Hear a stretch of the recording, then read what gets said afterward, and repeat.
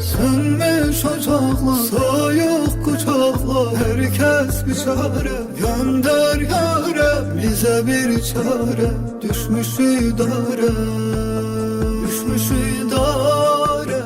Nerede babam, nerede annem, nerede kardeş, nerede evlat, nerede yavrum, nerede yolda, nerede yolda?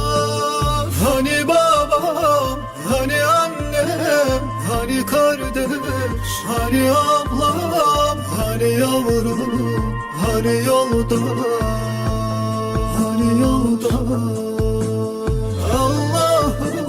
Ne büyük acı, herkesin sana var ihtiyacı. Ne olar yâre, yetir el acı.